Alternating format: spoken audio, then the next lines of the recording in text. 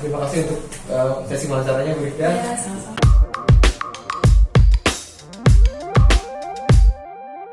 Selamat siang semuanya, saya Casura Budiasti dan di sini saya akan mewawancarai seorang Chief Technology Officer dari perempuan punya karya yang bernama Bu Rifda Fatihah. Untuk sesi wawancara, mari kita langsung saja wawancara ke beliau. Bagaimana awal mula atau alasan Ibu mendirikan PPK dan siapa saja pendirinya? Waktu itu PPK itu berdiri sebenarnya dari sebuah perusahaan yang namanya Beauty Sophie, dan di Beauty Sophie itu kita punya konten yang selalu diupdate di blog mengenai perempuan-perempuan yang bergerak di passionnya masing-masing, dari industri kreatif, dari mungkin yang profesional, bekerja profesional dan lainnya. Dan di situ kita mikir, wah bisa nih dari konten-konten yang ada di blog itu kami memiliki sebuah wadah yang di situ memang diperuntukkan untuk para perempuan-perempuan yang pengen belajar, saling sharing dengan perempuan yang lainnya gitu kan. Terus akhirnya terpikirlah untuk gimana kalau membuat sebuah organisasi, dan di situ kita mikirin namanya perempuan punya karya aja. Jadi memang perempuan-perempuan yang di situ dia berkarya, dia punya passion, dia yang mau untuk selalu belajar dari teman-temannya perempuan yang lain gitu.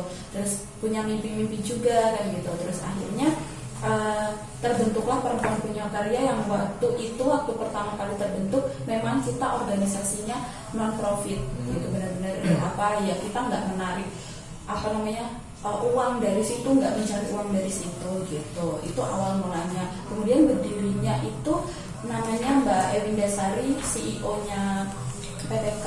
Kemudian ada Mbak Marlin, itu Chief Community Officer.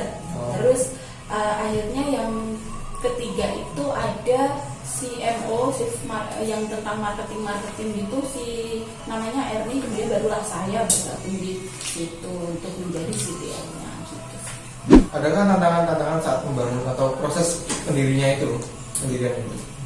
Kalau tantangan lumayan banyak sih, maksudnya dari yang kita nol banget, nggak dikenal sama banyak orang, itu memang kita butuh orang itu percaya sama keberadaan kita kan gitu.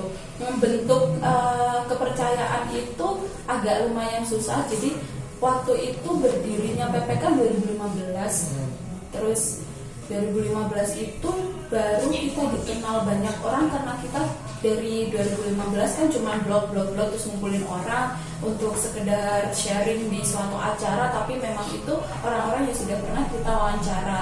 Tapi waktu itu kita mikir, gimana kalau kita bikin acara yang agak besar gitu. Akhirnya rutin membuat sebuah acara kayak mungkin merangkai bunga, kelas digital marketing dan lain-lainnya. Itu akhirnya ada suatu event besar namanya waktu 2017 atau 2018 itu Superwoman Camp. Ternyata Superwoman Camp itu lumayan menarik perhatian. Jadi dari berbagai macam pulau ya, daerah itu datang semua ke Jogja dan berkumpul di sini gitu. Itu waktu itu kita ngadain acaranya 2 hari 1 malam ya. Tantangannya itu lebih ke kayak kita kan cuma berempat, jadi untuk membuat sebuah event juga kita perlu orang lain, dan membuat keberadaan kita diakui juga itu suatu tantangan tersendiri. Lalu untuk kegiatannya kan seperti seminar, workshop itu kan. Bagaimana cara seleksi panitianya? Terus selain panit itu kan otomatis dari orang luar. Nah, bagaimana mengatasi kendala-kendala itu? Nah, itu juga salah satu tantangannya setelah kita punya nama ya, dikenal banyak orang. Akhirnya kita mau nggak mau udah pernah bikin suatu event besar gitu kan, membuat pelajaran juga bagi kita. Jadi memang ada masalah-masalah kayak yang dibilang tadi, gimana caranya kayak rekrutmen gitu ya. Seleksi. Nah, seleksi gitu. Itu gini sih, waktu acara Superwoman Camp itu memang dihandle oleh volunteer juga. Jadi kita open volunteer, kita wawancara dulu.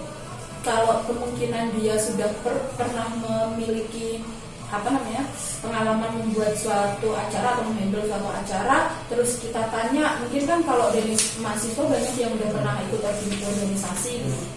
Nah, dari situ ya udah oke, kalau memang dia udah pernah ikut, kita ambil dia. Tapi kalau memang dia sama sekali belum ada pengalaman apapun, ya otomatis untuk menghandle acara yang besar kan effort juga gitu kan. Ya, jadi ya udah kita paling wawancaranya sekedar itu aja sih, kayak pengalamannya gimana, terus apakah dia, kalau kita lihat dari gerak-geriknya dan gesture tubuhnya kan kelihatan bahwa oh anak ini gigi, anak ini gimana gitu kan kelihatan. Apalagi tadi selain tentang Ya itu kan timnya, banyak tuh orang ya. Jadi bagaimana koordinasinya ya. koordinasinya? Kalau koordinasinya setelah kita punya tim panitia, kita bagi kan, barulah di situ kita memang benar-benar menyamakan visi antara satu divisi dan divisi lainnya. Itu harus bertanggung jawab dan kan punya koordinator. Jadi koordinatornya ya memang harus bertanggung jawab atas anak buahnya. Terus kemudian di situ juga kita rutin mengadakan rapat. Terus kalau sekarang teknologi udah canggih kan, ketika ada acara kita udah bisa koordinasi dari mana-mana gitu. Cuman tantangannya ya kayak ada beberapa orang yang memang nggak bisa geraknya tuh sama kayak kita, tapi ya itu wajar karena kan memang belum banyak berinteraksi dengan tim PPK sendiri gitu sih. Jadi itu tadi sesi wawancara saya dengan Chief Technology Officer dari Perempuan Punya Karya, yaitu Bu Rida Fatihah. Sekian sesi wawancara saya Casura Budiasti. Sampai jumpa.